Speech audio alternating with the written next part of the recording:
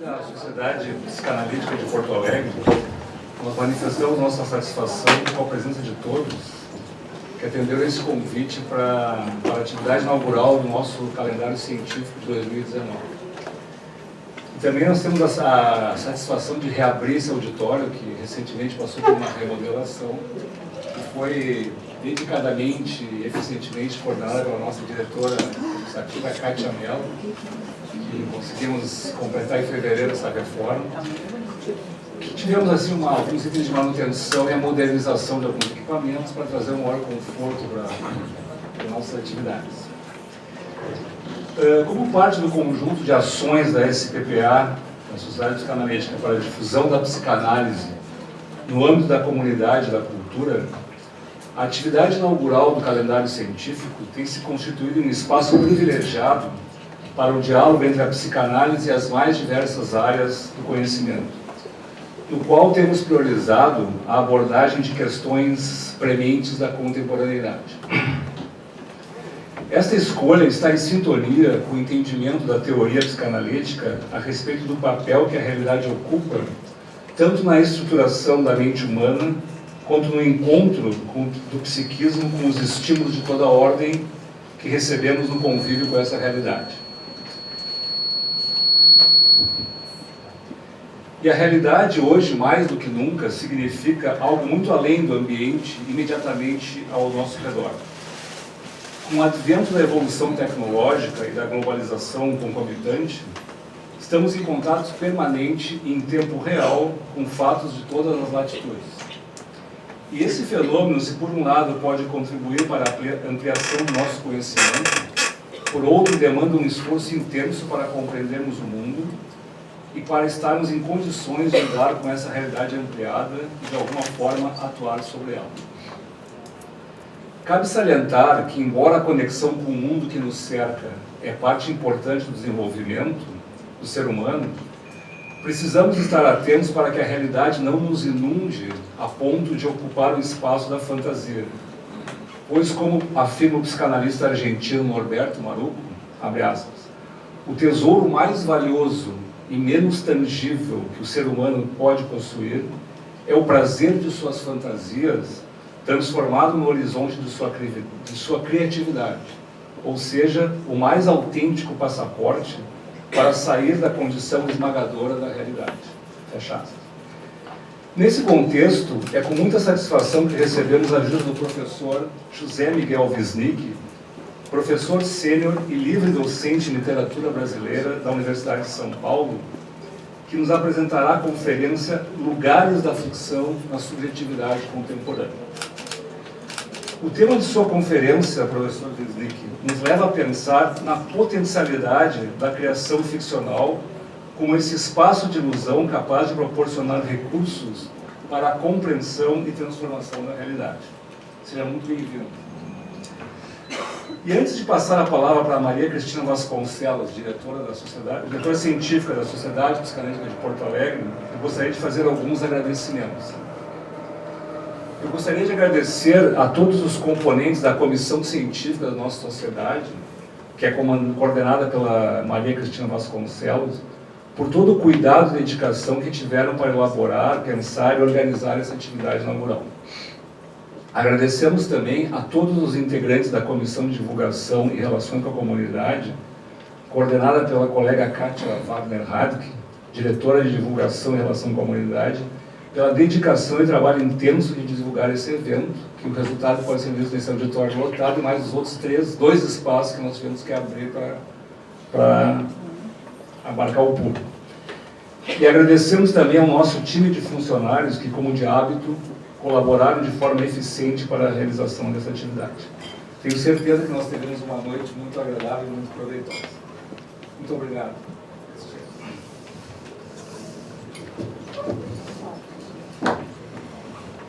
Boa noite a todos. Então é com satisfação, muita satisfação que recebemos todos vocês aqui hoje, né, na nossa atividade inaugural do ano científico. Uma atividade que nos é muito cara, né? E é muito bom ver tanta gente aqui para nos prestigiar, para prestigiar o professor Wisnik. Nos anos mais recentes, nós temos optado por dialogar com as várias áreas da cultura, com a história, a política, a ciência, buscando elementos para pensar o sujeito na atualidade. E essa noite a nossa proposta foi a de pensarmos os caminhos da arte no mundo de hoje e sua relação com o sujeito. Para tanto, então convidamos o José Miguel Wisnik, que nos propôs a conferência Lugares da Ficção na Subjetividade Contemporânea. José Miguel Wisnik é professor livre-docente de literatura brasileira na Universidade de São Paulo, ensaísta e músico. Seus principais livros são O Som e o Sentido, Uma Outra História das Músicas, de 84, Sem Receita, Ensaios e Canções, de 2004, Veneno Remédio, Futebol e o Brasil, de 2008, e Maquinação do Mundo, Drummond e a Mineração, livro mais recente, de 2018. Aí, ao fazer essa rápida apresentação, eu fiquei pensando que isso não dá conta, ainda que seja bastante, né, trabalho, enfim, não dá conta. É uma apresentação objetiva do José Miguel Wisnik. E aí eu pensei em não dar conta do impacto que a leitura, que ouvi-lo ou ler os seus livros, né, os seus escritos provoca. E aí eu pensei que com um rápido olhar sobre o seu livro mais recente, né, A Maquinação do Mundo, eu posso apresentar melhor o nosso convidado. Ao ler Maquinação do Mundo, é possível sentir a musicalidade do músico Wisnik, em cada frase. Uma musicalidade que emociona mesmo quando apresenta, de forma densa e consistente, dados da triste história da exploração mineira no Brasil, da qual, lamentavelmente, vivemos os efeitos mais recentes na tragédia de Brumadinho. Mas não fica por aí, pois essa história aparece atravessando a história da construção poética do nosso grande Carlos Drummond de Andrade. Assim, Wisnik, de forma muito delicada, entrelaça o real e o simbólico com maestria. Esse é o nosso convidado. Ele vai... Amanhã ele vai fazer o lançamento do livro, né? Eu vou passar para ele fazer a divulgação do evento. Ele vai fazer o livro aqui, o lançamento do livro aqui em Porto Alegre. Então,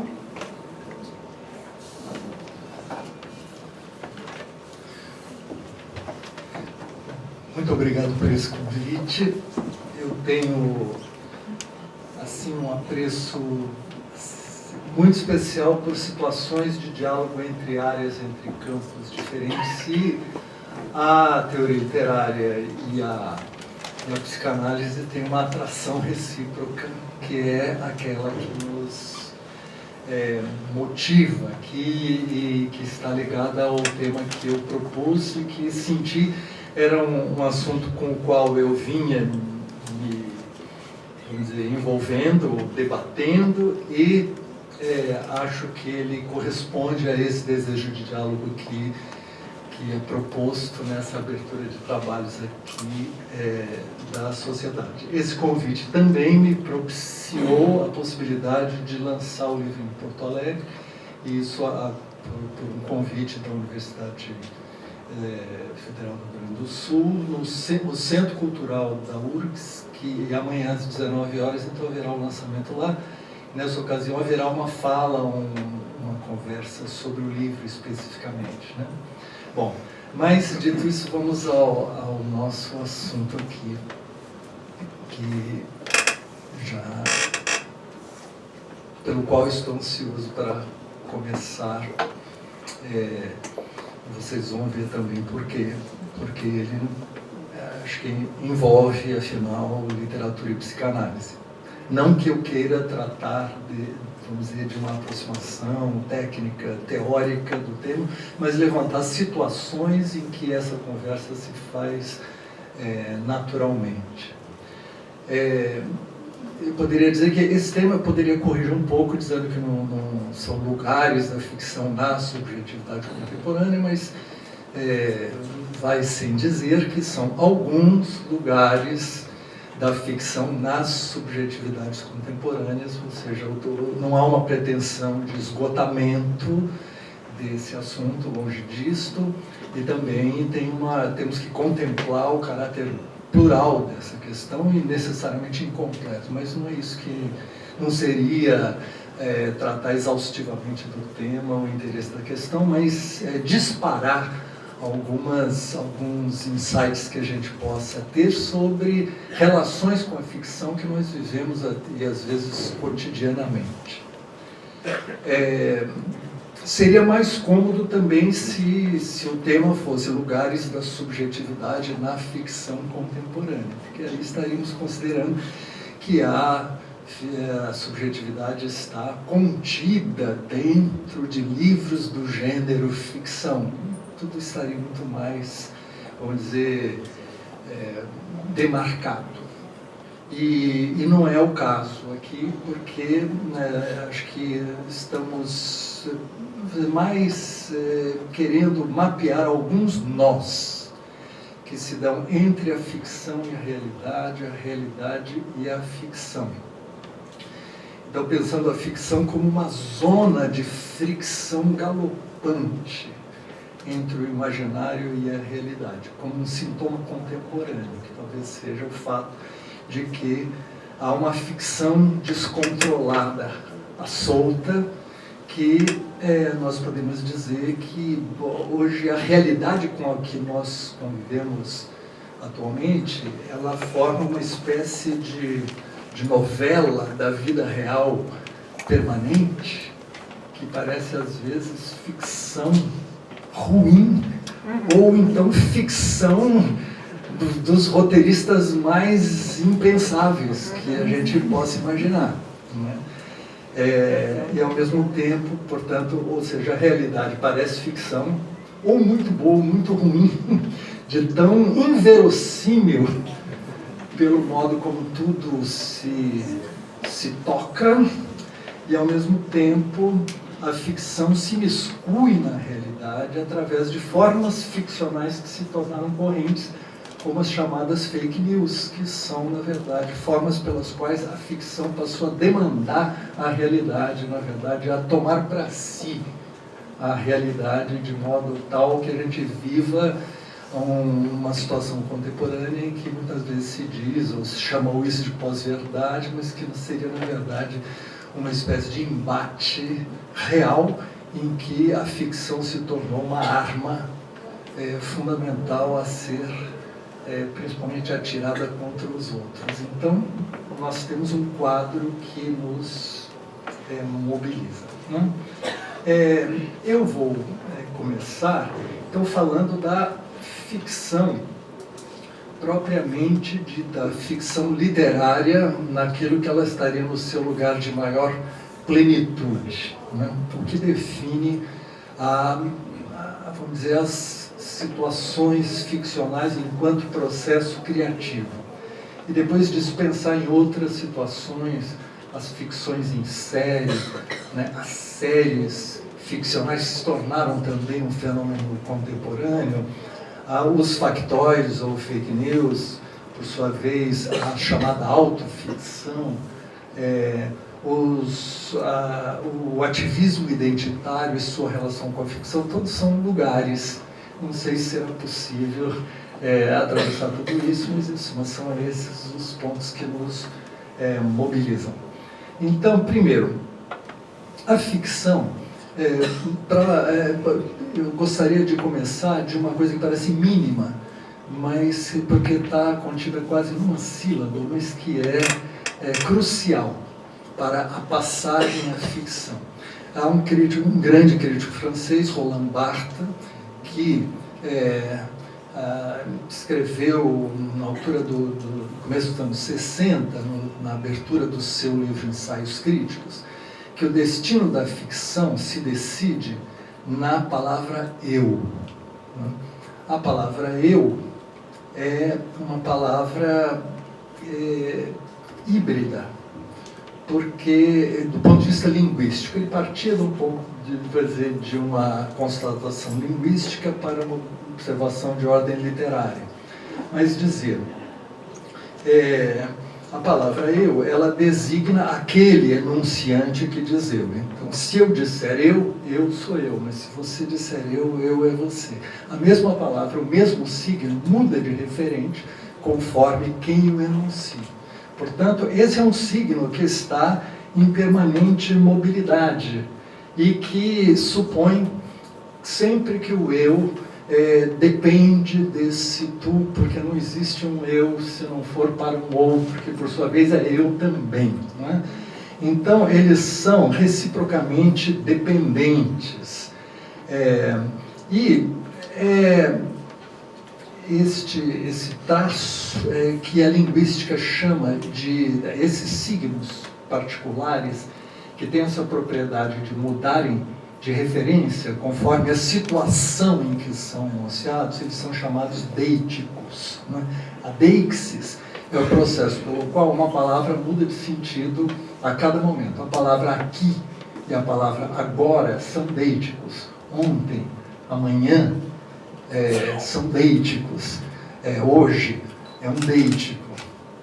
A própria palavra mãe, diz um linguista, é um deítico, porque se ela é usada numa conexão existencial, né, ela sempre é outra em relação a quem fala. Em suma, são palavras que envolvem as situações existenciais, ou seja, elas são determinadas pelas situações existenciais em que estão envolvidas. Por isso mesmo, as crianças, dizia um linguista, têm dificuldade com essas palavras, porque entrar no jogo da palavra eu e você significa entrar numa espécie de armadilha, porque aquilo não está muito claro quem é eu e quem é você a cada vez que se fala. E as crianças então se chamam de elas mesmas de um ele, não é? Se chama pelo nome, se chama como um outro. E esse é um assunto que vamos guardar aqui, porque ele vai aparecer depois de outro modo. Mas por que a primeira pessoa para a criança é a terceira e não a primeira? Não é? E isso já é uma situação ficcional, porque o eu, antes de ser eu, é uma ficção, não é? que se constitui enquanto um processo de desdobramento. E por isso é que essa palavra é crucial para a ficção, porque é nela que esse deslocamento, quando o escritor escreve eu, esse eu é um outro, não é? E, portanto, esse eu se desdobra, ele suspende-se a referencialidade que caracteriza a língua, e, portanto, suspende-se esse nexo necessário entre esse signo e seu referente referido, que é aquele que fala, e, portanto, com isso, na verdade, suspende-se toda a referencialidade, porque a ficção é a possibilidade de que você se refira a coisas, essas coisas não são necessariamente objetos que estão ali diretamente concernidos, mas cria-se um contexto de possibilidades outro, né, e que passa por aí. Dizia também, o Roland Barthes se aproveitava do fato de que a palavra eu seria a última palavra estrutural da língua que a criança aprende, que a criança assume, com a qual a criança passa a operar. E a primeira que o afásico perde. Portanto, dizia ele, é a própria palavra decisiva da apropriação da língua pelo sujeito e, portanto, da possessão da língua pelo sujeito, já usando o duplo sentido, a ambivalência da palavra possessão, enquanto o sujeito se toma posse da língua sendo possuído por ela. Não é? E é nesse ponto, então, que nós temos esta passagem da ficção, que dizia o Roland Barthes, e com certo humor, estava escrevendo ensaios críticos, que enquanto o escritor é aquele que se permite dizer eu como um ele, como um outro, o crítico é aquele que não diz eu, que não pode dizer eu, e que está, portanto, sujeito a todos os infinitos rodeios de quem tem bloqueado um signo. E até o livro dele, então, era isso, mas quase que um desejo de passar da crítica para a ficção, o que depois ele acaba sendo o tema do seu último seminário, que se chama Preparação do Romance, um seminário maravilhoso sobre o que é um escritor preparar um romance. E quando ele dava esse curso, ele dizia ele mesmo que fazia, movido pela fantasia de passar do ensaio à ficção. Fantasia que não se realizou, porque ele morreu logo depois, num acidente, E foi, mas de todo modo, é como se essa é a sua última palavra, esse entrelugar entre o ensaio e a ficção, que é o disparador de toda a obra de Proust, né? A obra de Proust parte de uma indecisão entre o ensaio e a ficção, e aí que se decide por essa extraordinária corrente ficcional, que é ao mesmo tempo o pensamento e a reflexão, que suspende a oposição entre ficção e ensaio. Bom, então, dito isto, nós podemos dizer que a literatura, ou a ficção literária, promove esse desdobramento entre o eu e o tu, que acho que é enriquecido para nós se nós observarmos agora de um ângulo antropológico. Eu vou me basear em textos recentes que eu li de um professor de literatura, de teoria literária na Universidade Federal do Paraná, que se chama Alexandre Nodari, e que, trabalhando com a perspectiva antropológica trazida por Eduardo Viveiros de Castro, mas de uma maneira muito original, ele introduziu alguns pensamentos sobre a ficção como antropologia especulativa. Ou seja, nós partimos da linguística, mas passamos agora aqui pela antropologia, através dessa relação que ele estabelece num texto que se chama A Literatura como Antropologia Especulativa. E diz o seguinte: a antropologia é a ciência que se coloca diante do fato de que o seu objeto, que é o seu outro, o nativo, que é objeto da sua pesquisa, é um sujeito. Ou seja, é uma ciência que não pode se furtar ao fato de que o objeto é um sujeito. Ele se refere a Lévi-Strauss quando diz que a tarefa do antropólogo não é de converter-se literalmente no outro, mas de traduzir a possibilidade de ser outro, porque uma coisa que nos une a todas as culturas e sociedades humanas é que somos humanos e, portanto, todo aquele que nasce humano poderia ter nascido em outra sociedade, poderia ter nascido outro. E essa possibilidade de outrar-se está, vamos dizer, na essência, no movimento, no gesto antropológico. Assim,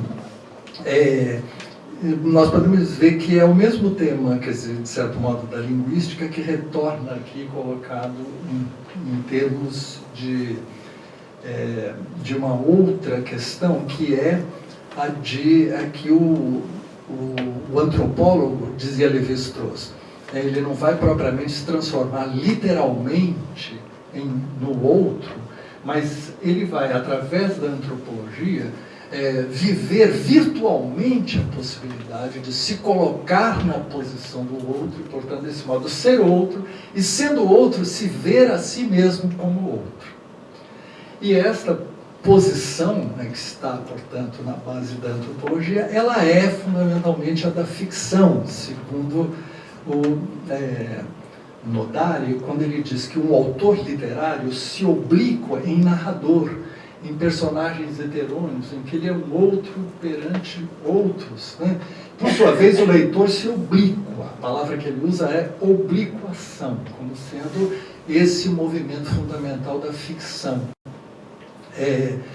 O leitor e o narrador, o autor, se obliquam no texto literário, né, ao dizer eu, está dizendo um outro, isso sem perderem completamente a sua posição subjetiva, ou seja, é o outro, e esse outro que seria o seu objeto é um sujeito que se volta sobre ele mesmo. Então, o pacto ficcional implica, ao mesmo tempo e conjuntamente, uma consciência e uma inconsciência da ficcionalidade, sem as quais a ficção se torna, respectivamente, verdade e falsidade. A gente tem que se brincar de ser o outro, mas essa brincadeira é absolutamente séria, é a mais séria das brincadeiras. Nela, eu, ao ser outro, me vejo como eu não viveria. Isso tudo se resume em palavras de Clarice Lispector, né, que sempre é tomada aqui por Alexandre Nodari como sendo a referência, porque ela mesma diz, de maneira mais fulgurante e vertiginosa todas essas coisas que a teoria tenta dizer, né?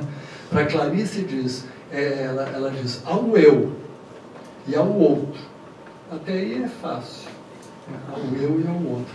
Mas ao outro do outro, e o outro do outro sou eu. Muito bem. Então, é dentro dessa ordem de coisas que a literatura pode ser compreendida como uma modalidade de antropologia especulativa. É uma expressão do escritor argentino Juan José Saer, né? Dado que a imaginação simpatética pode adentrar a existência de qualquer eu virtual que compartilhe conosco o substrato da vida, seja um morcego, um chimpanzé, uma ostra. Isso é uma expressão de Elizabeth Costello, que é personagem de Coetzee, né?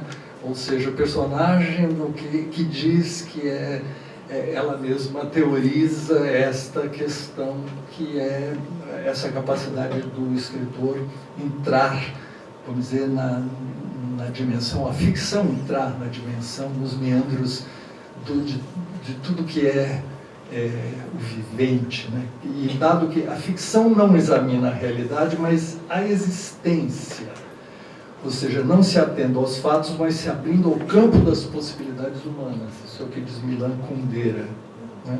E a própria Clarice diz, a ficção não é real nem irreal, mas irreal.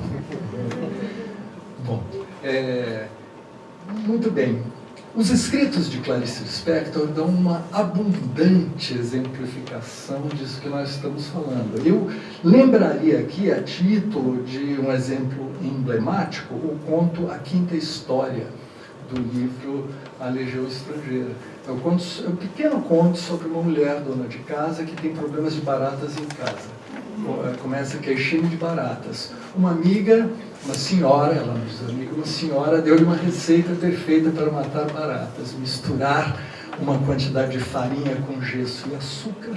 Isso, o açúcar atrair as baratas, né? E junto à farinha servir como o molde, o meio, e o gesso esturricar ou engessar as baratas por dentro de maneira que elas vivem esculturas, né? De uma maneira cruel, terrível e engenhosa, ardilosa, de capturar, né? Submeter e aqueles que são os mais intratáveis dos seres vivos, as baratas, que são na verdade aquelas que resistiram a todas as hecatombes e mais algumas, como sabemos. Portanto, aquelas que são impossíveis de erradicar, né? Mas por um momento parece que se achou a receita perfeita. Ela pratica, as baratas morreram e o conto chama-se A Quinta História. Essa é apenas a primeira história. Mas aí ela conta a segunda história. A segunda é a mesma, queixando de baratas. A receita é dada, mas o que desta vez ela põe em foco é o momento em que ela está preparando o elixir da longa morte, no qual ela se sente agora como uma feiticeira, né? E um vago rancor a tomar. Portanto, na segunda história existe um elo afetivo que não existia na primeira. Ela é afetada pelas baratas de quem ela fala. Não é que seja a segunda vez, é a segunda história. Porque a segunda história mostra só uma outra camada daquilo que a primeira, puramente pragmática e instrumental, não dizia, né? Então, agora é nessa segunda que ela se descobre, ela mesma, como uma outra das baratas. Começa o processo de obliquação, propriamente dita, que não existia na primeira das histórias, né? Na terceira história, intitulada A Estátua, ela perde pé de madrugada, ela vem para o terraço para contemplar o efeito da sua obra. E aí ela vê o repasto orgiástico das baratas, revestelando-se na mistura mortífera, né? Contemplado agora, não sem compaixão, como o espetáculo das ilusões demasiado humanas, da sofreguidão de viver, né? Das paixões cegas à catástrofe que se arma por fora e por dentro delas, consumada nesse alvorecer em Pompeia, expressão da qual a narradora é a primeira testemunha. Espertas, mas ingênuas, as baratas interpretam a fatalidade que as paralisa internamente como se fossem ainda modalidades interpessoais da mágoa, da esperança e da culpa. Uma barata, quando sente que ela vai se imobilizando por dentro, ela diz, né? Ela pensa, né? É que eu olhei demais para dentro de mim, é que eu olhei demais para dentro de mim. Ela acha que a culpa é dela. E nesse momento é que tem a passagem em que formalmente se consuma o processo de obliquação que estávamos descrevendo, a forma, que é onde se decide a literatura, né? Como dizia Mallarmé, literatura não é feita de ideias, mas de palavras. E é nesse momento é que a barata diz, é que eu olhei demais para dentro de mim, é que eu olhei demais para dentro de... Aí a frase se interrompe com reticências e continua, de minha fria altura de gente olho a derrocada de um mundo. Ou seja, a palavra mim é dita pela barata e é dita pela narradora, que contempla, né, de minha fria altura de gente, de para dentro de minha fria altura de gente olho a derrocada de um mundo. Então, aqui, diz o Alexandre Nodari, muito agudamente, que é justamente a obliquação, uma obliquação pronominal também.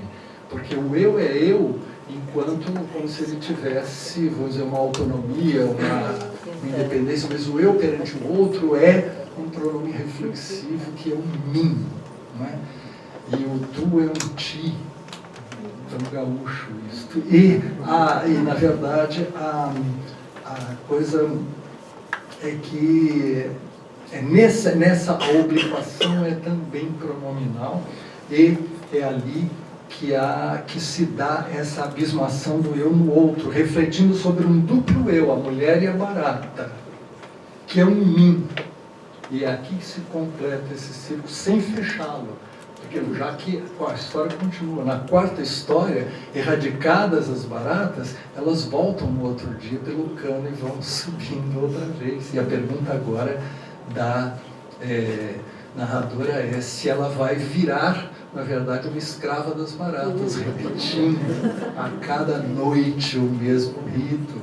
E assim vão as histórias, e a quinta história são infinitas histórias. Como ela mesma disse, se 1001 noites me dessem. Né? As narrativas são sempre outras, possibilidades de outras narrativas. E, portanto, nós vemos que aqui estão a história do alvorecer de Pompeia, as 1001 noites. A certa altura ela diz, um galo cantou, quando ela fala de uma história, e quando ela fala da outra, na história da história anterior, o galo canta, e portanto é uma referência bíblica. Ou seja, todas as histórias humanas estão latentes, como sempre, retornando, mas retornando a cada vez de uma maneira singular.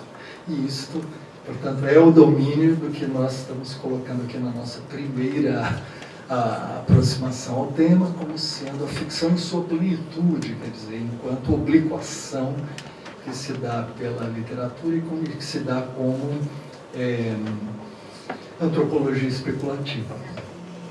Num outro texto, o mesmo Alexandre Nodari, vocês veem, ele me estimulou muito a repensar o tema, e mais ainda, curiosamente, há um outro texto dele chamado Alterocupar-se, Obliquação e Transicionalidade na Experiência Literária. Tudo isso, ele é um autor ainda com 100 livros publicados, não é 100 com C, mas com S. Mas vocês encontram facilmente na internet, Alexandre Nodari, esses textos, se houver interesse específico. Num outro texto, ele praticamente completa esse raciocínio relacionando com um tema psicanalítico, que é o objeto transicional em Winnicott. Então, onde ele diz justamente que a transicionalidade está na base dessa relação de obliquação e que o objeto transicional, como diz a expressão traduzido de Winnicott, como a primeira possessão não eu, né? A criança passa, o infante, né, para usarmos a palavra precisa, que o infante etimologicamente é aquele que não fala, o não falante ainda, né? O infante em seu processo de vamos dizer, passagem de um estado fusional simbiótico com a mãe para outro, em que se distingue o interno e o externo, o sujeito e objeto, identidade e alteridade, ou seja, a constituição desse lugar de separação e demissão do objeto e do sujeito. Essa, vamos dizer, constituição do objeto e do sujeito se dá através de uma zona intermediária, a expressão do próprio Winnicott, né?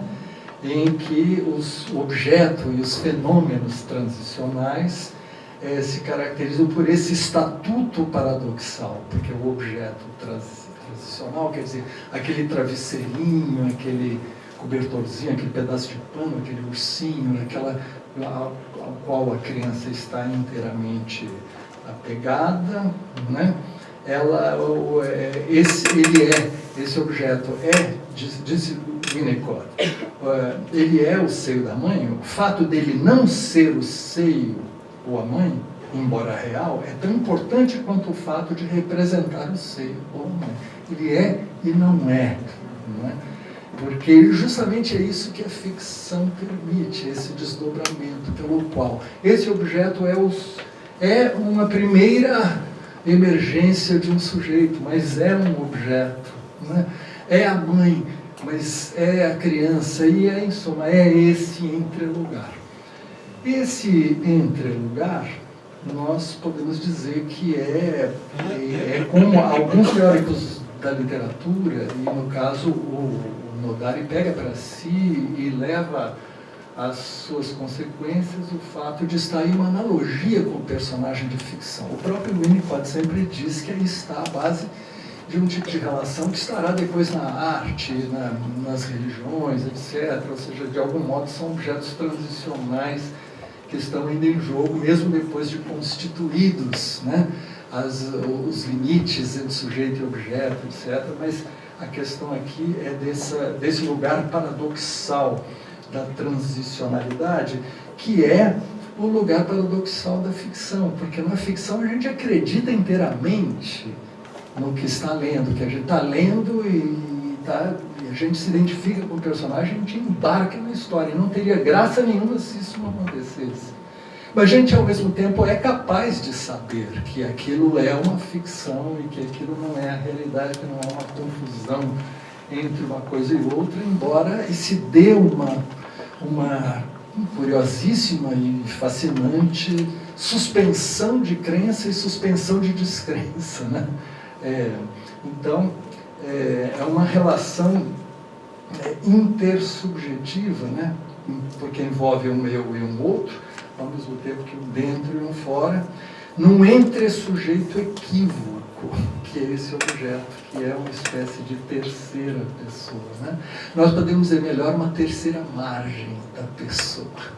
E aí sempre o título desse ponto de Guimarães Rosa voltará, porque parece que ele nomeia alguma coisa que toca, né, na fímbria de uma questão quer dizer, de tão ampla e sutil aplicabilidade, a ideia da terceira margem. Mas, em suma, nós estamos, diz aqui o Nodari, que é um ponto de encontro entre dois sujeitos oblíquos no objeto transicional, que é ao mesmo tempo um ponto de desencontro, uma possessão não eu, né? O objeto é possuído subjetivamente pela mãe e pelo bebê. Por meio dele, bebê e mãe possuem objetivamente um ao outro. Bebê e mãe são possuídos subjetivamente um pelo outro. Ele lembra também que o objeto transicional é também um sujeito transicional, porque para a criança aquele objeto tem vida, é gente, aquilo fala, aquilo tem desejos, aquilo em suma. E é esse o lugar do jogo a ser entendido. Quando a gente olha de fora, a gente vê simplesmente que veria que aquilo é um sujeito e um objeto. Mas do ponto de vista do jogo, dentro do jogo, o principal é que não, é que existe ali uma invenção de obliquação e que nos faz ver que a primeira experiência da subjetividade é a da obliquação. Portanto, a primeira experiência da subjetividade é a ficção. Muito bem. Isto aqui o próprio Winnicott trata em termos do que ele diz é o valor da ilusão. A ilusão tem um valor fundamental. E quanto é importante esse valor, a ilusão da coincidência, né? Do seio real da mãe com o objeto alucinado da criança. Que essa ilusão, no entanto, tem que ser respeitada. Ele vê nisso uma espécie de ato ritual primeiro, do qual dependerá tudo. Né? Essa primeira mamada teria que ser cercada de rituais, de um ritual de proteção total, porque dali depende a vida inteira. Essa coincidência entre a mãe e a criança, mas ao mesmo tempo entre a ilusão e a realidade, sem o qual não seria possível a constituição, né, da subjetividade e, portanto, isso depende deste grão da ilusão, que nós podemos dizer, ficcional. Mas, ao mesmo tempo, que ele mesmo diz, isso supõe um processo de desilusionamento, porque supõe desmame. Né? A possibilidade, essa ilusão se constitui para que se possa suportar a desilusão da separação constitutiva. Né? Então, portanto, tem um jogo muito delicado entre ilusão e desilusão, que eu acho que acompanha as vicissitudes da ficção para sempre. A ficção é sempre aquilo que nos dá ilusão, não é? Que contempla, gratifica a nossa necessidade de ilusão, mas de uma ilusão que, ao mesmo tempo, nos permite viver as desilusões, ou seja, os golpes, né? Os choques do mundo. Mas diria que a grande ficção, ela ao mesmo tempo, ela contempla a esfera da ilusão, ao mesmo tempo que ela é cruel o suficiente para enfrentar, para tomar para si a crueza cruel da vida, né? Mas, ao mesmo tempo, amorosamente. Isso está em jogo aqui. Eu diria que tem a obra de um poeta cancionista brasileiro que toda gira em torno desse grão da ilusão para suportar a desilusão, que é Gilberto Gil. Se vocês olharem, a palavra ilusão, ela é fundamental em canções fundamentais de Gilberto Gil. São muitas. Uma vez eu escrevi um texto chamado O Dom da Ilusão, sobre Gilberto Gil. Mas, se fôssemos falar de uma música só, a música Drama. Né?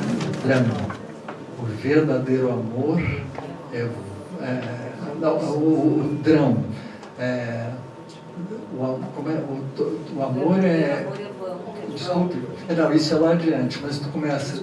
Drão. O amor da gente é como um grão, uma semente de ilusão. Tem que plantar para renascer, etc. Então, a certa altura ele dirá, né, o verdadeiro amor é vão, estende-se infinito, imenso monolito, nossa arquitetura.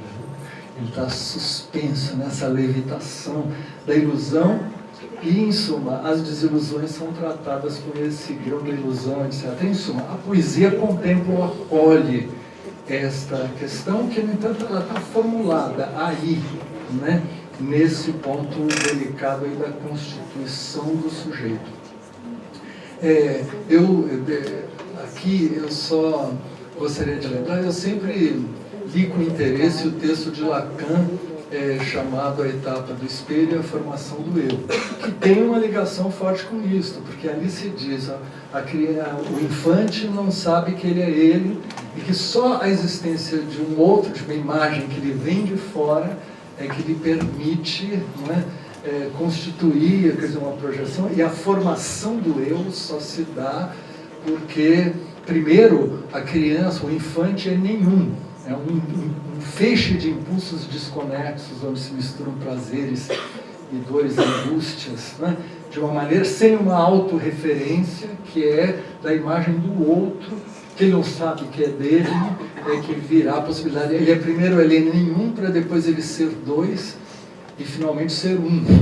E quando ele é um, é porque existe aquele outro que está ali querendo, às vezes, puxar o fio que desconstrói, que é a construção do eu, e volta-se ao nenhum.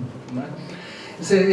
Eu estava acostumado a ler esse texto, mas recentemente, por causa do Nodar, eu li o Winnicott, e eu acho que os dois textos eles se completam. Por um lado, o intelectualismo francês e o empirismo inglês, né? Porque a formação do eu propriamente, no Winnicott, ele contempla os movimentos concretos da construção, não é? Que se dá, mas nesse mesmo movimento. Não chega a existir um eu sem ter existido um outro.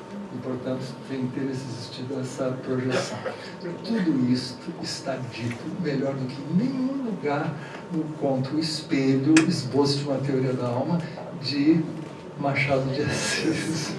Mas, simplesmente, é um texto escrito em 1880, 50 anos antes do polêmico texto de Lacan, que remexeu o campo da psicanálise, mas que ali nós temos exatamente essa situação de alguém que vamos dizer assim, cuja imagem, alma externa, ele diz, é insuflada pela nomeação que ele recebe para um pequeno cargo da Guarda Nacional, né? E que do alferes, e que faz com que ele se encha. E ali, uma situação em que ele se vê sozinho, aquela imagem definha, que não há outros para incensá-lo, ele se olha no espelho e não vê ninguém. Né? Mas tudo isso se dá, em suma, esse conto, se a gente parasse nele, nós ficaríamos muito tempo, mas só quero dizer que ali ele diz, a certa altura, que a alma externa está num objeto, numa coisa. A alma é uma coisa escandalosa, porque a alma não é esta identidade unitária e imaterial da tradição metafísica, mas é algo que está nos objetos, pode ser um objeto. No fundo, o que ele está dizendo é um objeto, ali, Machado une, sem fissuras, Lacan com Winnicott, né? Porque resolve simplesmente esta pendenga e que estão postos ali, em suma, e no fundo sugere que a gente está sempre preso como se fosse a esse objeto transicional, assim como ao imaginário, e está sempre, a gente carrega conosco um brinquedinho de criança que nunca foi abandonado, né? E a ficção, de algum modo, trabalha nesse mesmo lugar. O próprio Winnicott se refere a um psicanalista chamado Salomon, californiano, que teria levado adiante a ideia do objeto transicional como ideia fixa, ele disse. Ele falou, não sei se concordo, mas mostra o quanto a coisa pode ir adiante. Ideia fixa é o termo fundamentalmente machadiano, na verdade. Ou seja, a ideia de que o objeto transicional fica como uma ideia fixa, né? Um fetiche, em suma. Para complicar ainda o quanto a ficção trata com isso, tem o texto, o conto do Guimarães Rosa, O Espelho. Ele escreve para peitar Machado de Assis. Guimarães Rosa é uma briga de cachorro grande, né? De certo modo, para rebater a ironia cáustica do Machado com uma visão que nós podemos ver de fundo místico, né? Mas em suma, desculpe até me referir a esse assunto sem ter condições aqui, nem ser o momento de tratá-lo. Mas em suma, dito tudo isto, eu acho que configuramos um campo assim da ficção, E algumas de situações contemporâneas, alguns exemplos contemporâneos disso, eu gostaria de tratar agora, considerando que há algum tempo atrás se acreditava que a literatura morria nos tempos midiáticos, etc. E tal. Mas, no entanto, livros continuam sendo escritos e a literatura continua, ela não tem mais as figuras dos imensos escritores que parecem dominar toda a literatura, é uma coisa mais descentralizada, mas a literatura continua presente.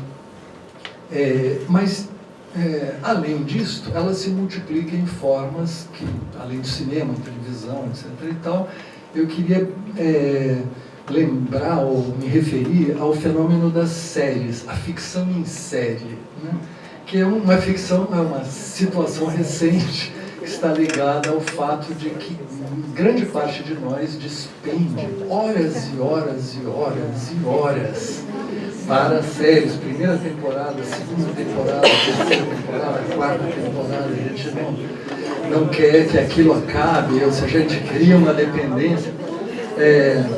E isto negando aquela ideia de que não temos mais tempo para ler. Tempos para ler teríamos, poderíamos estar lendo romances, sem fim, mas aí se mostra que não, tem uma outra coisa que a televisão, na verdade, driblando a literatura e o cinema, né, ela nos atrai para um lugar que, por sua vez, foi ocupado por algumas séries notáveis, como criações, vamos dizer, ficcionais, podemos dizer, literárias, pela complexidade, né? Entre elas a série Família Soprano, chamada por alguns a mãe de todas as séries, porque foi aquela que prorrompeu, que criou uma linguagem que depois também resultou em outra série notável, como Breaking Bad e algumas outras. Mas é ela que eu queria comentar um pouquinho, a série Família Soprano. Sempre quis assistir, mas não achava, não existia. Agora eu vejo que no Now está disponível a Família Soprano e estou lá me deleitando naquele negócio.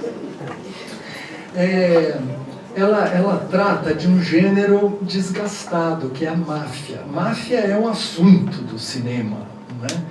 Da literatura e do cinema especialmente. Mas na Família Soprano, ela aparece já com um sinal de decadência. Decadência tanto da instituição máfia enquanto tal, quanto do gênero ficcional e do mundo que cerca as relações. A máfia não tem os poderes que ela já teve. A máfia não é mais a mesma. Isso é que transpira, disso é que parte a série Família Soprano, né? É um ambiente de decadência, frente ao poderoso chefão, por exemplo.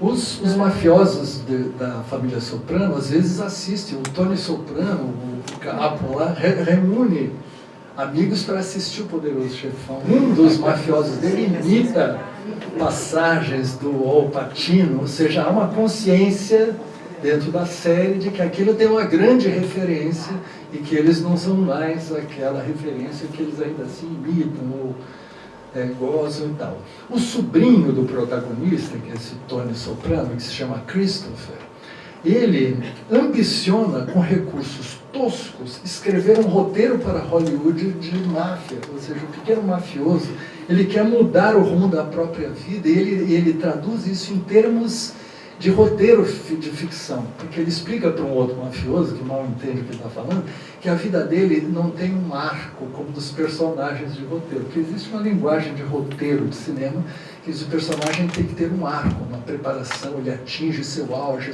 a vida, os acontecimentos se precipitam, você tem aquilo que se chama em literatura de peripécia, as situações se invertem, você tem grandes acontecimentos. E o Christopher se lamenta que a vida dele não tem peripécias, ele não tem arco. A própria máfia, que decadente em qual ele vive, é uma rotina tediosa, que ele tenta, por um lado, vencer fazendo gestos tresloucados, inconsequentes, de assassinatos que nem servem para nada, e ao mesmo ponto de vista da lógica mafiosa, ao mesmo tempo que ele gostaria de dar um salto cinematográfico. Tudo isso diz respeito à autoconsciência do gênero, ou seja, é um traço da arte ficcional, não simplesmente contar uma história, mas saber que aquela história se conta como uma narrativa que sabe que é narrativa e, portanto, tem esse gesto de obliquação em relação a si mesma. Não é? Claro que tem todas as narrativas da televisão, do cinema, de simplesmente escapistas, que propõem uma relação de tensão e repouso, criam problemas para te capturar e depois esses problemas se resolvem, sem problematizar a realidade, nem problematizar a linguagem. Isso não é o que acontece em Família Soprano. Como é próprio da arte, ela problematiza a realidade e a linguagem. Não é? Tudo isso se passa em Nova Jersey e tem um artigo muito bom de Alejandro Chakov na revista Piauí número 147 sobre Família Soprano, que eu indico também aos interessados. Então ele diz que há uma autoconsciência metaficcional dos personagens. Isso é um aspecto da ambição formal da série. Ela desbrava zonas temáticas que até então pareciam ser um monopólio da literatura americana da época. O vazio existencial do capitalismo tardio, a mediação e o abuso, a medicação e o abuso de entorpecentes como meio de enfrentar um cotidiano frenético e desprovido de sentido, a diluição da identidade cultural pela adoção e banalização de estereótipos étnicos, no caso a condição do italiano no mundo americano. A série não é baseada naqueles ganchos narrativos, termina o capítulo deixando uma coisa em suspensa para te pegar para o próximo. Ela tem uma espécie de autonomia, né? As cenas de violência são menos frequentes do que nos filmes de máfia em geral. Os mafiosos mais relevantes não morrem em tiroteios, mas de câncer, aneurisma, infarto, quando não sofrem de demência senil. E tudo isto feito com crueza, mas extraordinário humor, né? Como vocês estão vendo. O Chakov relaciona isso com um tema que um crítico inglês chamado James Wood chamou de realismo histérico, não se referindo à série, mas à literatura americana do período de 2000, a passagem do século XX para o XXI. Existe na literatura, em autores como David Foster Wallace, Don DeLillo, Thomas Pynchon e Salman Rushdie, um desejo de peitar uma realidade que se tornava cada vez mais absurda, num fluxo frenético de acontecimentos que eram incapturáveis. E tem um romance que tenta dar conta disso. Então foi um período áureo de grandes romances que tentam uma tentativa que acaba sendo falhada no sentido que a realidade venceu o romance na tentativa de abraçar tudo. E, de certo modo, nas séries desse momento, Família Soprano corresponde a isso. Só que a televisão tem menos está livre da ambição literária, tem uma concretude maior e mais humor do que na literatura, mas ao mesmo tempo, vamos dizer, girando na mesma ambiência, né?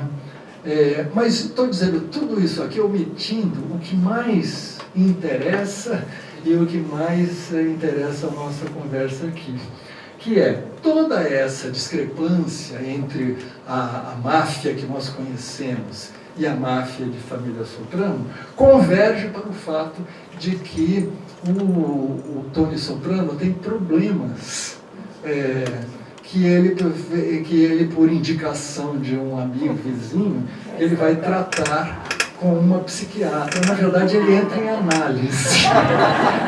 Toda a questão de Família Soprano, portanto, é uma relação, uma obliquação entre duas ordens de realidade, a máfia e a psicanálise.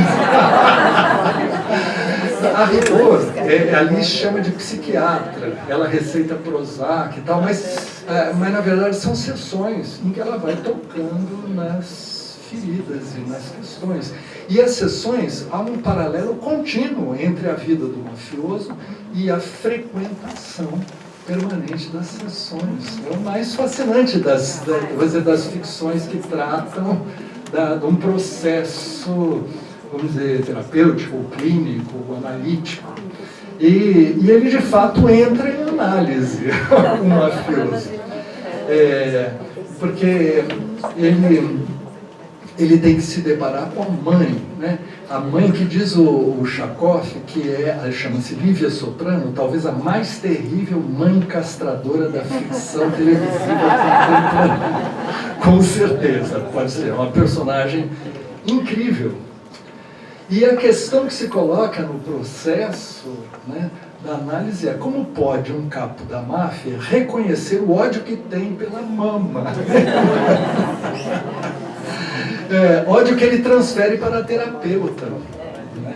Num sonho em que as duas são a mesma. Ele vê de costas a terapeuta como se vire a mãe. Então tem sonhos incríveis, filmados, sonhos incríveis ali. E claro, se apaixona por ela, e tem tesão pela terapeuta, e fantasias, e sonhos, etc. E tudo isto, portanto, coloca aí uma situação altamente delicada, porque nós temos a clínica diante de um sociopata em ação, matando gente, etc. Né? E baseado num frágil protocolo, que ela diz no primeiro lance da análise, que é o seguinte: se houver, eles não dizem a princípio, nunca nomeiam que a atividade dele é mafiosa, né?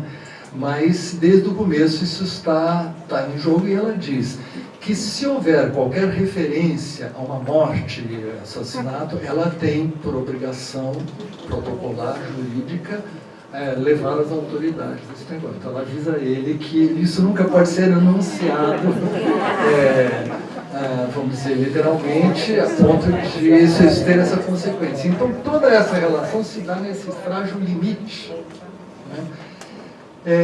Que eu acho que acaba sendo representativa de uma severa vicissitude da subjetividade contemporânea, que é este sujeito sociopata, que é um criminal de família, que é o termo tão mafioso, quer dizer, a ordem familiar está instituída ao mesmo tempo que é uma ordem criminal, né? E isto em relação permanente com o trabalho e a função ou sentido da clínica, né? Então, essa é uma questão interessantíssima que está posta ali. Num personagem que se caracteriza, diz mais uma vez o Chakov de maneira interessante, que ele é um protagonista complexo e profundo, mas que não muda nunca, contrariando a teoria literária, que sempre dizia que existem personagens planos, que são personagens típicos que não mudam, e personagens esféricos, que são complexos e profundos, que estão em movimento, eles partem de uma situação e vão para outra. Então você tem uma complexidade que fica no mesmo lugar. Essa é uma pergunta, vamos dizer, é uma questão da subjetividade contemporânea que eu não sei nem enunciar, mas é que eu deixo a vocês aí, né? Esse sujeito que não às vezes eu já vi num debate na Sociedade Brasileira de Psicanálise em São Paulo, um psicanalista dizer que você tem pacientes que não associam, eles não entram, como se eles não reagem como sujeitos, tal como concebimos sujeito, né? Acho que isso talvez seja um pouco, eu não saberia dizer nada sobre isso, a não ser relacionando com Breaking Bad, porque Breaking Bad é a mais extraordinária das séries. Cada capítulo é um acontecimento narrativo, de diálogos, roteiros, atuação, etc. E é uma série sobre um professor de química do ensino médio, Walter White, né, que, sabendo que está com câncer, resolve fazer dinheiro para a família, produzindo clandestinamente metanfetamina de alto teor, né, como só ele sabe produzir no mercado, o que revoluciona o mercado de todas as gangues de tráfico, com aquela metanfetamina de altíssima qualidade que ele produz num laboratório doméstico escondido. Aí segue-se uma inacreditável sequência de situações que envolvem droga, tráfico, crime, violência inaudita, sem que a ordem familiar deixe de seguir seu curso aparentemente normal. Essa é a questão que eu colocaria para vocês, não é? Que é essas séries, elas propõem uma vizinhança sintomática, acho eu, da ordem familiar e da sociopatia, da droga e do crime. No fundo, como essas ordens que parecem ser inteiramente distanciadas estão interpenetradas, né? O quanto elas se contaminam, na verdade. Então, acho eu que eu interpreto assim, no fundo das contas, aquela metanfetamina puríssima pode ser interpretada como análoga à própria série. No mercado das ficções, ela é uma droga ficcional superior, da qual nos tornamos dependentes. E, em suma, a própria ficção aparece como droga nesse sentido. E portanto, o quanto criminalidade e família, né, também que parecem mundos distantes, como é que eles contaminam isso. E aí a gente poderia, atualmente se tornou, esses assuntos que a gente prepara há algum tempo atrás para falar, sempre a gente tem os exemplos de hoje, de ontem e de antes de ontem. Aqui no caso, a morte daquele menino, família, que soma pais que matam os filhos, ou filhos que matam os pais, ou que matam o tio. Tem algo acontecendo dessa ordem, e que eu, no entanto,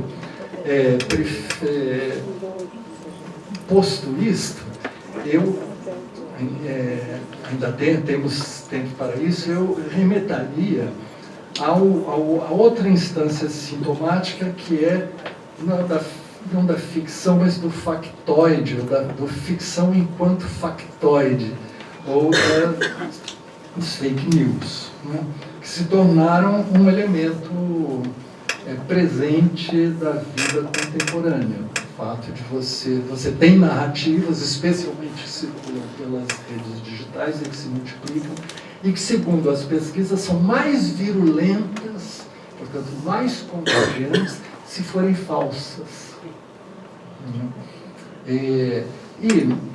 Então, elas, para a gente relacionar com o que eu vinha falando antes, na ficção literária, ele é eu, né? Eu é ele, você é eu, ou seja, o que acontece é que as pessoas se envolvem obliquadamente, não é? No relato factual tradicional, eu é eu, ele é ele, o texto jornalístico ou documental, você mantém as pessoas, quer dizer, de maneira a referencialidade não está suspensa. E quem escreve o texto factual, jornalístico, documental, está comprometido com a veracidade do que está dizendo e poderá ser cobrado por isso. Estou falando do primeiro gênero, a narrativa factual. A narrativa ficcional não, ela não é cobrada pela veracidade. Isso desde Aristóteles se dizia. Ela não tem que ser verdadeira, ela é verossímil, ela cria mundos possíveis, né? Já o factoide é uma ficção manipuladora na qual o que está em jogo não é o reconhecimento nem o estranhamento da realidade dada, mas a guerra pela produção instantânea de realidades criadas pela própria narrativa, isto é, o alvo, ele não se trata dessa obliquação, eu é ele, mas ele é X, isto é, o alvo do que eu e minha ficção pudermos construir e destruir, com tiros de ficção, mas que são de ficção, mas não são de festim, são tiros de ficção visando efeitos de real.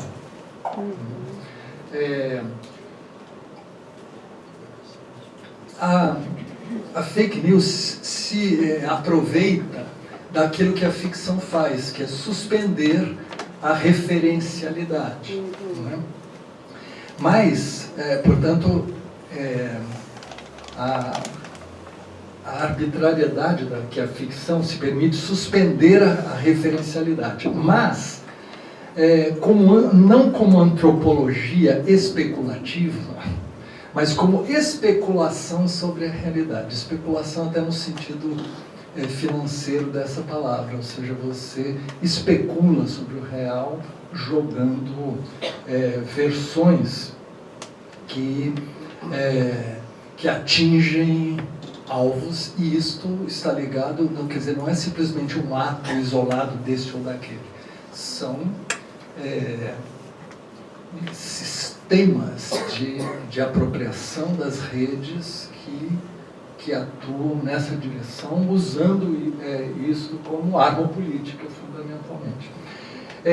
Não cabe examinar aqui a extensão nem as causas do recrudescimento desse sintoma de amplo espectro no mundo atual, mas vale notar que ele acompanha uma crise da representação política, ou seja, a política convertida em grande parte em teatro de aparências, a própria política, que recobre mal os imperativos da gestão econômica e os jogos partidários, né? Ou seja, tem-se dito muito que a política, na verdade, tem instâncias econômicas que gerem a política, e os políticos fazem uma espécie de teatro onde tem, como eu disse, os jogos partidários e econômicos que estão mal expressos diretamente, eles que jogam, que dominam o jogo, que faz da política uma espécie de teatro ficcional que perde, vamos dizer, que se esgarça, né? Que está ligado à chamada crise da democracia, que é uma implosão do centro. Ou seja, o centro, a ideia de que o centro político, do que faz as mediações, em que a esquerda e a direita apareciam como cores que matizam a dominância de um centro político, esse quadro se desfez no mundo, o centro implode e a esquerda por um lado, mas em processo de declínio. E a direita, ou extrema-direita, é que toma papel nisso, com um uso intensivo e novo da ficção como arma política, né?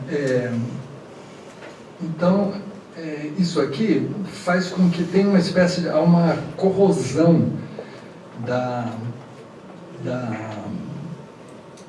oposição entre ficção e realidade, porque a mentira é assumida sem segredo ou pudor, indiferente ao fato de que é mentira, uma vez que mantém em vigor seus efeitos de massa.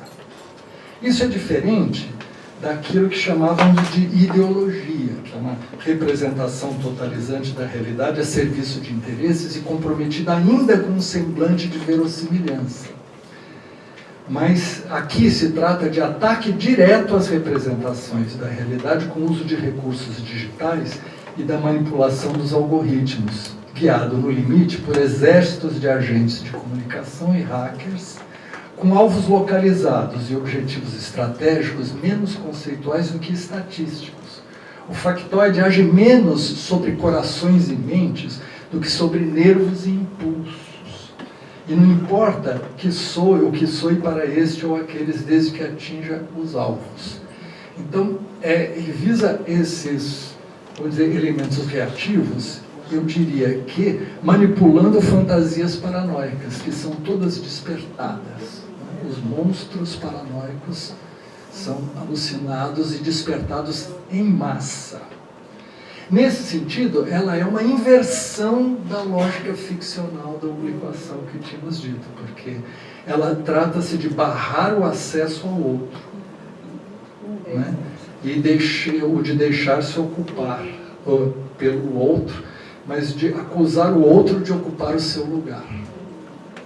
Então, nesse sentido, é uma questão de ficção, mas por uma inversão ou perversão da lógica da ficção, como sendo aquele princípio constitutivo, né, dos sujeitos no seu delicado processo de ilusão e desillusionamento. Bom, Então,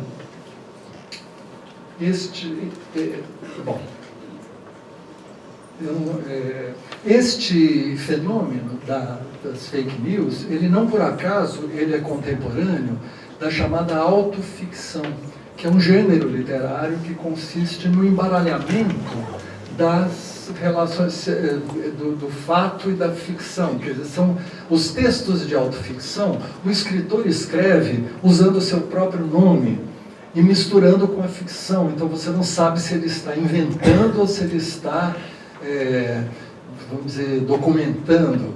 Ele, ao mesmo tempo, pode usar o próprio nome para um personagem que é de ficção. Ele, portanto, embaralha.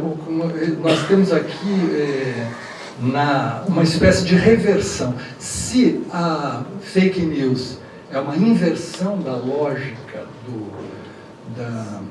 da obligação, diríamos que a autoficção é um sintoma, uma reversão daquela oposição em que o sujeito que fala é o outro, né? Mas a autoficção faz o outro é o sujeito, é o autor, mas não para voltar a um princípio documental, mas para dizer, em última análise, que você não sabe mais o que é ficção ou realidade, o que é o autor ou o personagem, e, portanto, que esse campo que distinguia ficção e realidade está minado. Muito bem, esta questão, ela é recrudescida de maneira espantosa por um outro fenômeno que se avizinha, se coloca até há poucos dias na Folha de São Paulo, um artigo de Ronaldo Lemos, que é especialista em tecnologia e comunicação, e que é deepfakes, que é o fato de que, se é possível, já existem técnicas e que vão se tornar correntes, pelas quais é possível simular completamente em vídeo alguém falando com a voz da pessoa o que se quiser que ela fale.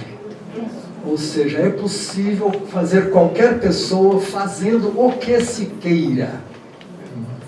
Isto aí não se trata simplesmente de lançar versões, mas de lançar representações manipuladas e de verdadeira moldagem do real pela representação, que coloca um problema vertiginoso de saber o que se fazer com isso, que resulta disso. Estas questões, eu acho que elas nos remeteriam a uma pergunta ainda que eu colocaria aqui já perto de encerrar a minha fala, saltando um outro capítulo que seria o ativismo identitário, que é um outro lugar da ficção contemporânea, que é a demanda por grupos identitários, né,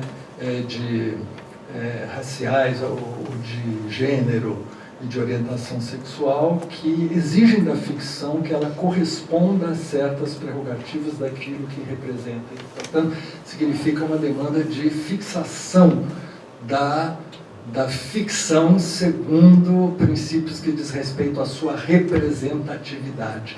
Portanto, a alteridade envolvida na ficção vamos dizer assim, por sua vez, recebe a intervenção de princípios identitários, que é uma outra questão complexíssima, mas que não, vamos dizer, mas mereceria menção, pelo menos, como mais uma das questões aí. Mas eu quero só dizer, aqui já caminhando para a conclusão, que tem um texto do pensador italiano Giorgio Agamben, chamado O que é um dispositivo.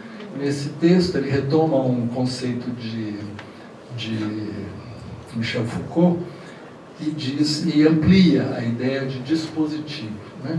Diz ele, dispositivo é qualquer coisa capaz de intervir sobre outras, capturando-as, modelando-as, determinando-as, direcionando-as, de modo a modificar os gestos, as condutas, as opiniões e os discursos dos seres viventes.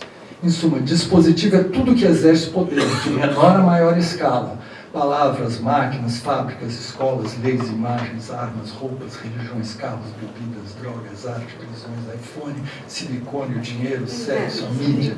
Né? Então, segundo a Agamben, a fase extrema do desenvolvimento capitalista promoveu uma gigantesca acumulação e proliferação de dispositivos.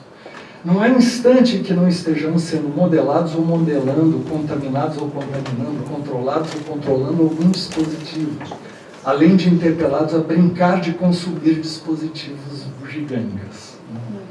Então, o bombardeio dessa massa de dispositivos não corresponde mais ou somente à sua antiga função de produzir sujeitos responsáveis e governáveis, né?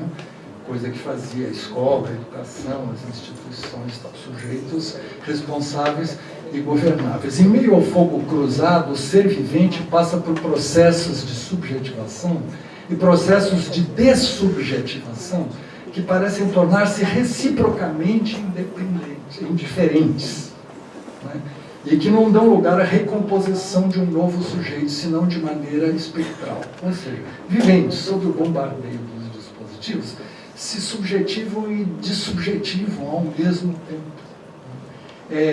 Então, vamos dizer, esta postulação, eu acho que eu estou dizendo isso e eu não sou avesso a terminar coisas em tom catastrófico e generalizador, porque, como você vê, cada situação nos pede na verdade, cada situação ficcional nos exige de uma maneira singular. Mas eu acho que esta postulação é uma questão que se junta com a fake news e se junta com a deepfakes, né?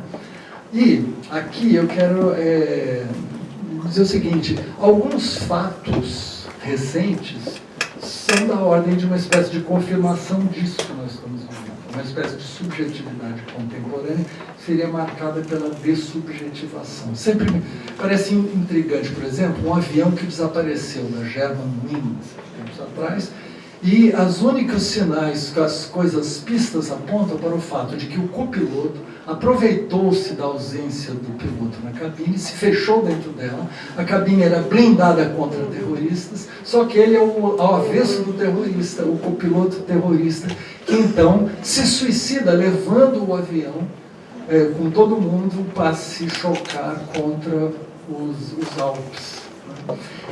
Curiosamente, ele faz isso de uma maneira silenciosa, sem deixar uma palavra a respeito.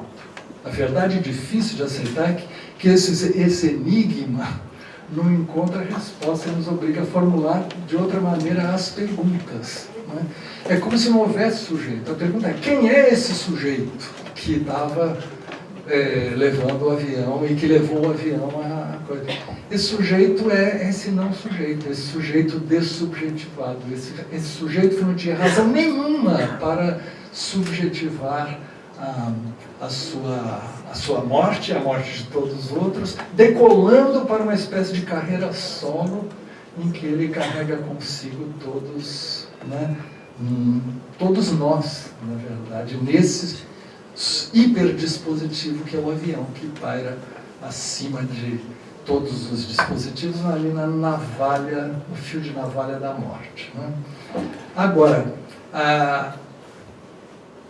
ontem, certo? Então, esse fenômeno, jovens que é uma mistura de dessubjetivo, quer dizer, de abandono, porque tem toda uma questão, esses meios e dispositivos, eles mimam as crianças ao mesmo tempo que abandonam. O mimar está no mesmo movimento pelo qual elas são abandonadas.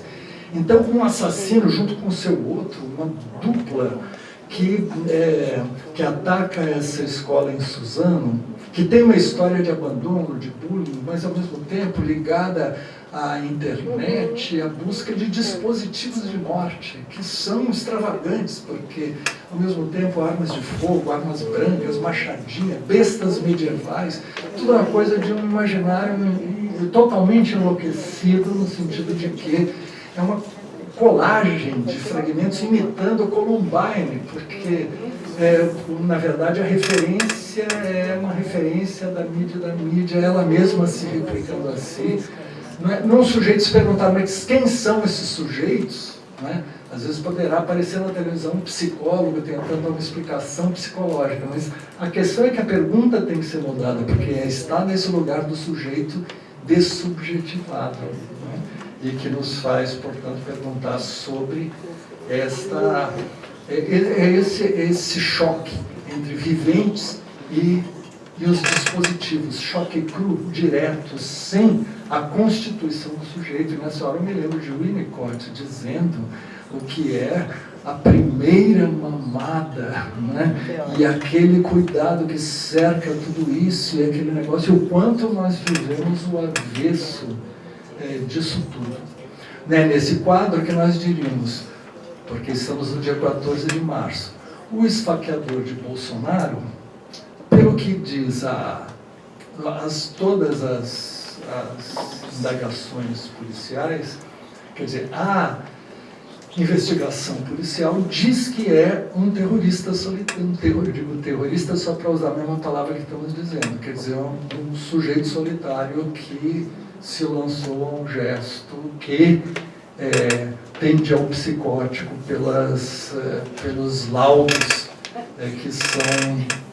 que são feitos a isso. Por outro lado, os matadores de Marielle Anderson, os indícios são de que há uma organização criminosa montada e que eles juntos estão ligados a um escritório do crime e que o amigo deles tem todas aquelas armas espantosas que as instituições não têm e tudo mais, etc. E, portanto, nós temos uma organização criminosa sociopata, certo? Aqui nós temos a guerra de versões que está armada na novela política brasileira, mas faz como o seguinte: o bolsonarismo gostaria que o esfaqueador de Bolsonaro fosse ligado a uma organização que mandou ele esfaquear. Ele gostaria, o presidente reclama isso, quer que a polícia diga isso, quer que os fatos apontem para isso. Por quê? Para confirmar uma versão que afinal, de toda a campanha bolsonarista que está ligada na alucinação de uma grande conspiração mundial a ser vencida, que é a ideia da conspiração de que existe um outro, de que existe a organização, seja o PT, o gramscianismo cultural, a escola de Frankfurt, a direita mundial diz que são responsáveis em soma, pelas penúrias do mundo globalizado, que é o visto como mal. Eu estou já terminando, eu sei que tem que terminar. No entanto, essa narrativa, aí nós temos uma verdadeira fricção entre a questão de levantar a narrativa documental, pericial, baseada nos fatos, e a narrativa ficcional, que demanda, por sua vez, uma explicação. Nós estamos nesse entrechoque. Por outro lado, os matadores de Marielle Anderson, né, como eu disse, aparecem como ligados a uma organização. Num lance de roteiro estranhíssimo, este suspeito da morte de Marielle, o matador, mora a 3 casas de Bolsonaro. Ou seja, como disse hoje na Folha alguém, se isso fosse apresentado para um roteiro na Netflix, isso seria simplesmente vetado, porque a construção é inverossímil de tão verossímil. E portanto, essas questões estão em jogo e elas dizem respeito aos atritos entre a realidade e o imaginário, a ficção galopante da novela mundial e brasileira que estamos vivendo. Agora, queremos, afinal, sempre que a ficção seja capaz de fazer esse movimento pelo qual a gente seja capaz de obliquar-se no outro, seja capaz de viver o outro. Senão nós caímos naquilo que no seminário As Psicoses em Lacan tem uma passagem muito curiosa em que ele diz que se não houver os elementos de mediação que fazem com que você tenha a distância e a possibilidade de mediar a relação com o outro, tudo vira como se fosse aquele jogo de parque de diversões em que os carrinhos sem embreagens, as embreagens são as mediações, eles acabariam todos numa colisão, num esmagamento geral no meio da pista, né? E a ficção, ela é, na sua expressão por excelência, e a arte é alguma coisa que funciona no avesso disso, que é aquilo que funciona para reparar isso desde sempre, desde o começo de tudo em nós.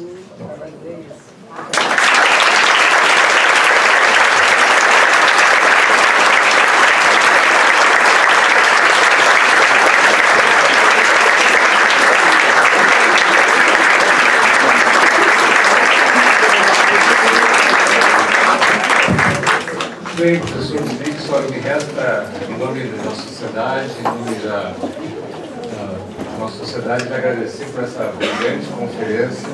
O senhor disse no início que não ia falar em teoria, o senhor tocou justamente no nosso objetivo, que é esse trânsito entre a psicanálise, a literatura e outras áreas do conhecimento. Então, o senhor me resta agradecer pela sua disponibilidade de vir até a nossa sociedade e pela sua brilhante conferência.